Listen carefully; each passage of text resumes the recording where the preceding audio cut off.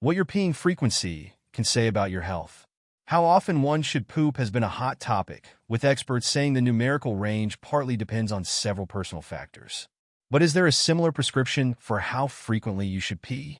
The answer is yes, experts say, and veering too far outside of this range in either direction likely warrants a close look at your lifestyle habits and health status.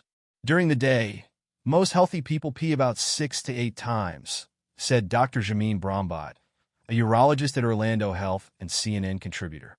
For most, it's reasonable to need to pee every 3 to 4 hours during the day, Brahmbhatt added via email. At night, ideally, you're only getting up once or none. If you're waking up more often, it could mean something's off. What's healthy versus excessive urination? Some people may pee up to 10 times per day, especially if they're drinking a lot of water or other beverages that cause more frequent urination, Brahmbhatt said. Those can include alcohol, tea, and coffee, which have diuretic effects and irritate the bladder, said Dr. David Shusterman, a board-certified urologist at New York Urology in New York City. If these effects of coffee or alcohol annoy you, try drinking less or making the coffee half strength with extra water and the cocktail with less alcohol and more of the mixer ingredient, he recommended. Honestly, everyone's a little different, so there's no magic number that works for everyone, Brahmbhatt said. If it's hot and you're sweating a lot, you might pee less. The important thing is knowing what's normal for you. If you're suddenly running to the bathroom way more or way less, it might be worth checking out, especially if it's messing up your quality of life. Excessive urination that's not due to copious water or beverage consumption can have multiple causes, including overactive bladder syndrome, diabetes, a urinary tract infection, or medications, Brahmbhatt said. Diuretic medications, often prescribed for blood pressure or heart conditions, are a common contributor. Urination is controlled by a complex neurological system that involves signals sent between the bladder, urethra, and brain, said Dr. Jason Kim, clinical associate professor of urology at the Renaissance School of Medicine at Stony Brook University on Long Island, New York. Accordingly, excessive urination can also be caused by stroke, spinal cord injuries, and some neurological diseases, such as Parkinson's disease, multiple sclerosis, and central nervous system tumors. Pregnancy is another factor, since it requires drinking much more water and thus more water metabolism happening, Shusterman said.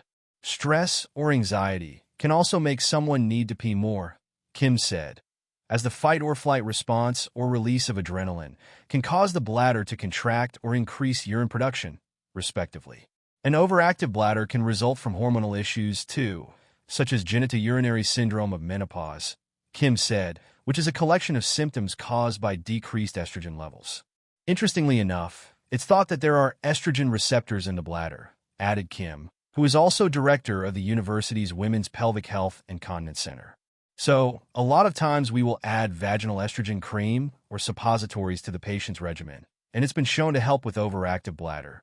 If your peeing pattern bothers you, or if you're regularly waking up at night to pee, see a urologist who can help you determine what's going on and potentially start bladder training exercises.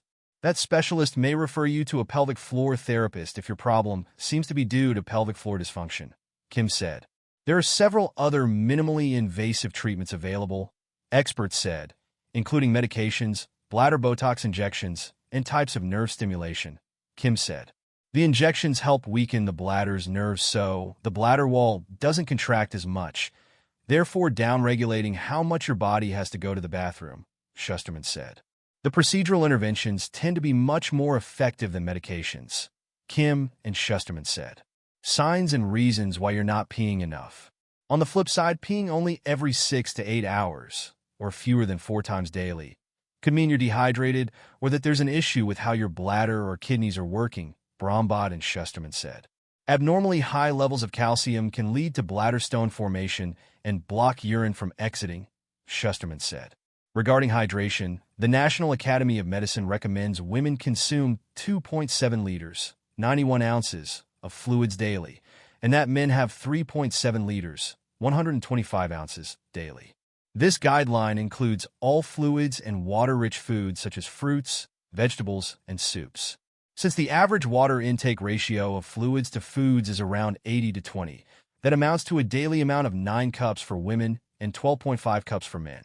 Not peeing enough can increase your risk of harboring bacteria in your urethra and therefore developing UTIs. Since peeing regularly is the body's primary mechanism for preventing UTIs, Schusterman said.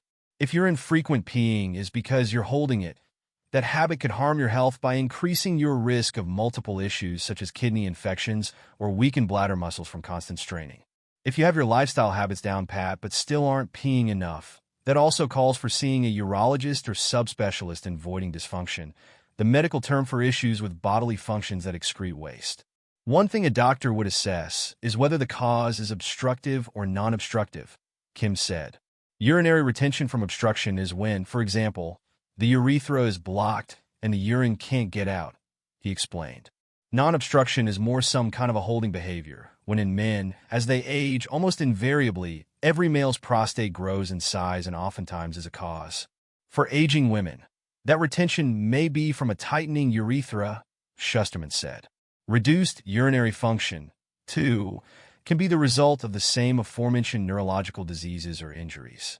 Unfortunately, there aren't as many treatments for underactive bladder, Kim said, except for self-administered intermittent catheterization, long-term catheterization, and sacral neuromodulation, a bladder pacemaker. These procedures can be life-changing, he added, so if you need help, don't wait to seek it.